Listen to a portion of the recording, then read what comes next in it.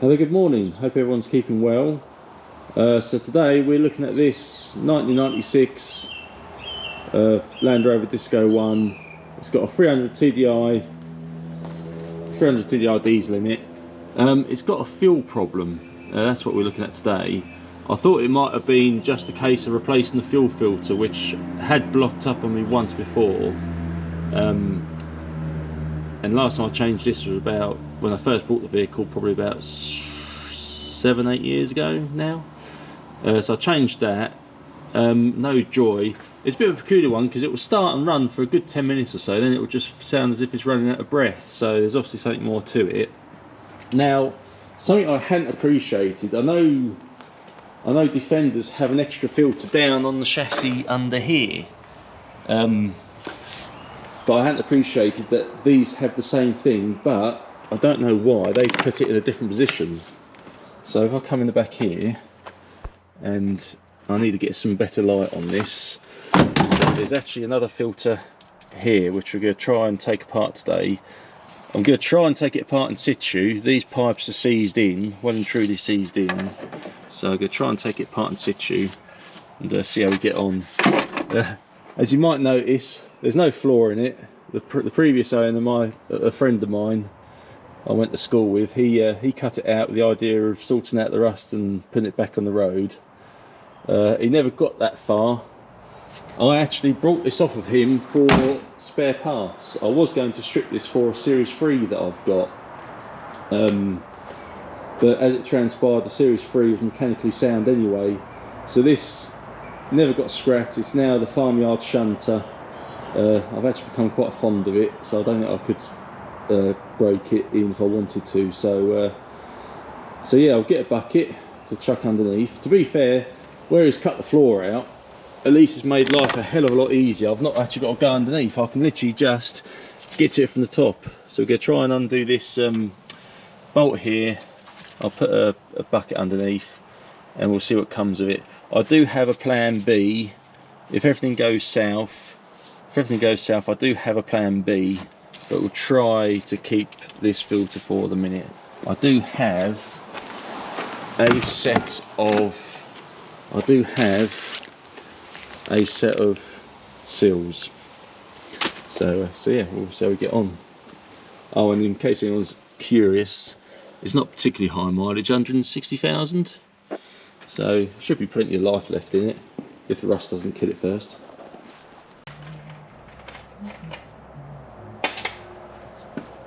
Alright, we'll see how we get on. Right, so I'm going to try and do this with it in situ. I've got a bucket underneath.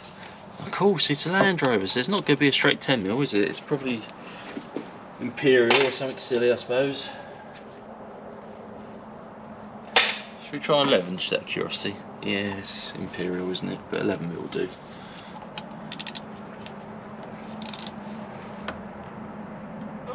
This snaps, then we'll go to plan B. No, I think we've got away with it. I know you can there is a drain bung underneath you can undo, but I've been told by people who work on these much more than I do, leave it alone because 9 times out of 10 they snap anyway. So I've just got a bucket underneath and that will do. We're going by the amount of rust on that and it's wet. I'm guessing it could well be the issue. God, that's stuck on there.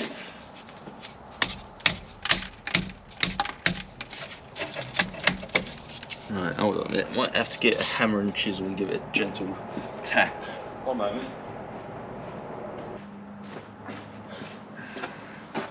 Right, let's see what happens.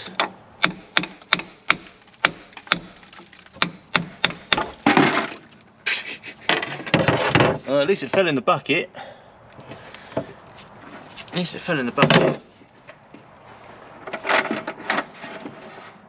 Ooh.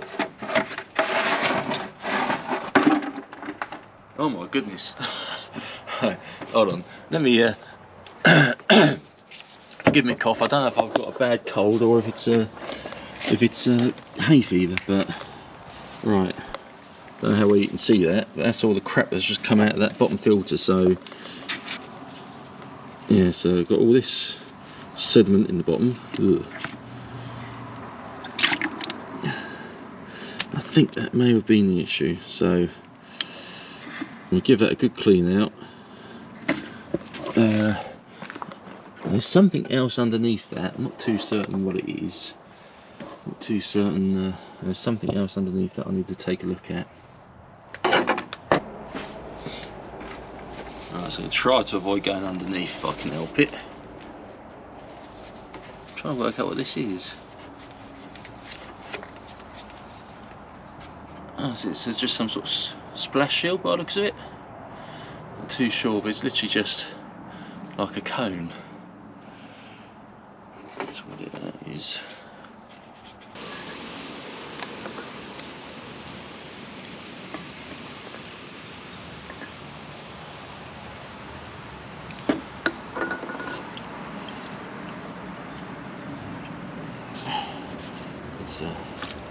It's only a lot of crap in there. Don't know how obvious that is, but that's a lot cleaner now. I'll take a look at the other part now and see what the crack is.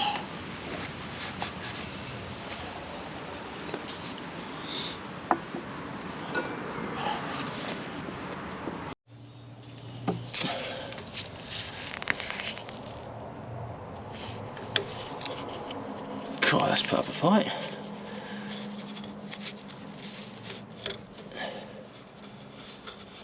Right, and that's the last seal. God, that's been there for quite some time. It's more like plastic now. Oh no, pick. Never mind. Okay, so not too sure how clear that is, but I've got my new seals in. So I'm going to put a touch of grease around it to help it on its way. Put that back in once I've cleaned a bit of dust off, and then we'll reassemble and see what happens.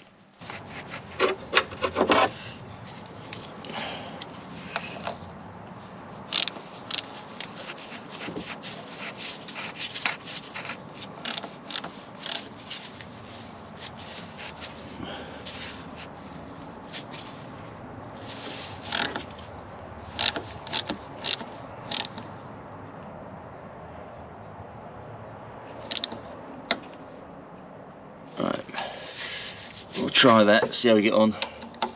Put a touch of grease on everything. I'm not going to lie, I've put this back on empty only because I've not got any diesel with me to hand to chuck into it to fill it back up. So we're going to start it up, let it die out, and then bleed it up from the top end.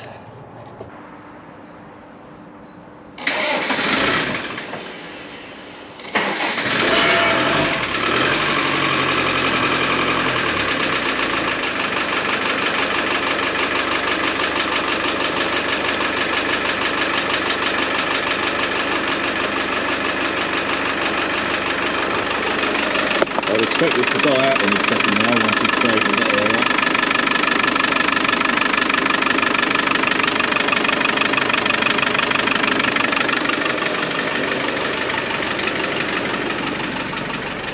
That's quite a big lump that's got a filler.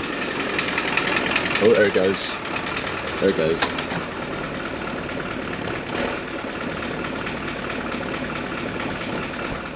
I've currently got my foot held down on the throttle. Don't suppose I'll be that lucky, but you never know. Go on, girl.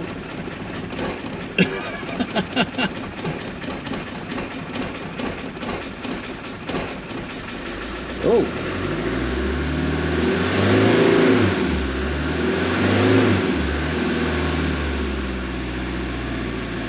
Oh no, maybe not that lucky. Oh, go on. Almost, I think. Almost. Right, we'll start bleeding up. I might also, whilst we're here, take that out, only because I've heard it said before that some of these had a little inline filter in these, and I've had it twice now, not on these, but I've had it once on our Ford tractor, and once very recently on a Caterpillar, I think it was a Caterpillar, 3.5 ton forklift that was powered by a Mitsubishi industrial engine, where it had a tiny little inline filter in the back of the pump.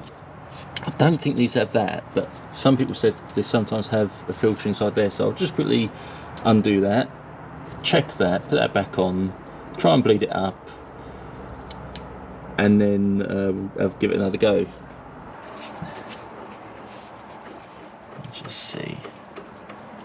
Get my arm out of the way, see what I'm seeing. Yeah, so some people seem to think they sometimes have a filter up in here, which this one I don't think it has actually.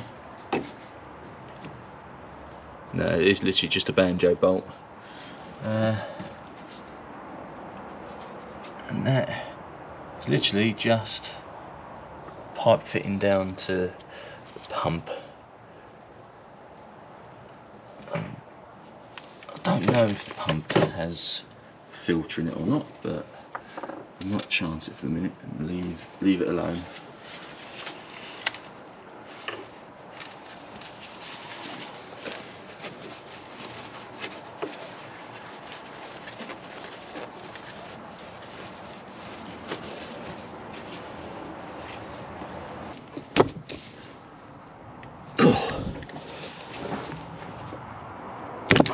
Oh,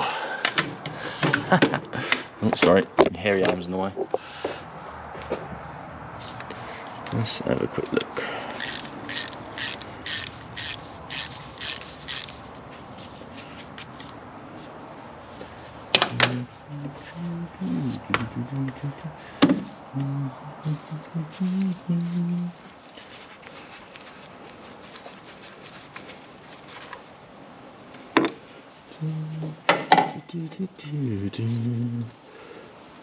Right, so again, there's no filter in that bit, but it's not to say there's not a filter in the very bottom bit. Actually, I don't think there is. I'm not expecting you to see that, but down in there is where I'm looking. I can't see a filter. Okay, so this is the other little job I like to do.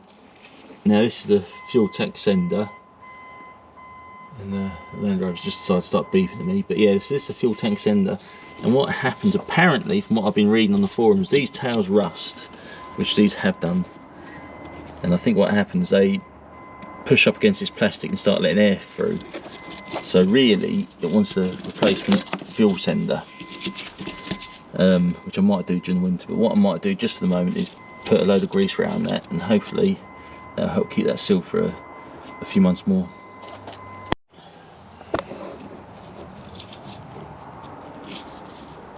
I think that's the main one, that's the outlet. That is just the return. God bloody hell, this crap on here.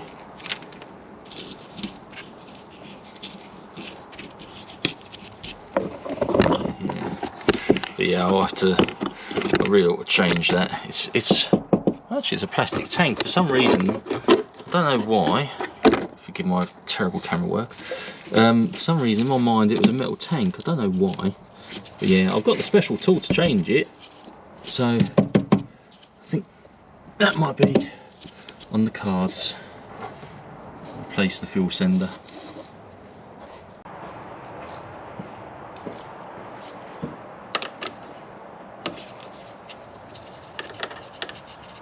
Right.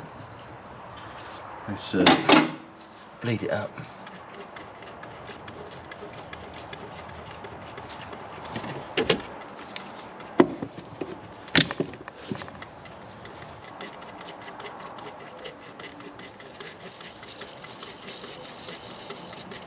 Oh, it looks promising. Oh, in case anyone wants to know, the fuel pump primer is that round thing there. There's a handle on the bottom. A handle on the bottom for that.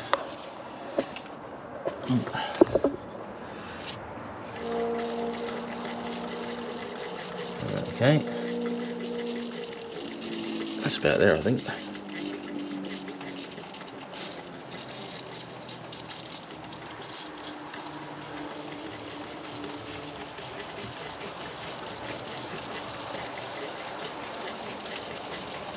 There's quite a lot of air in it still. Maybe that'll clear itself out once it's been run.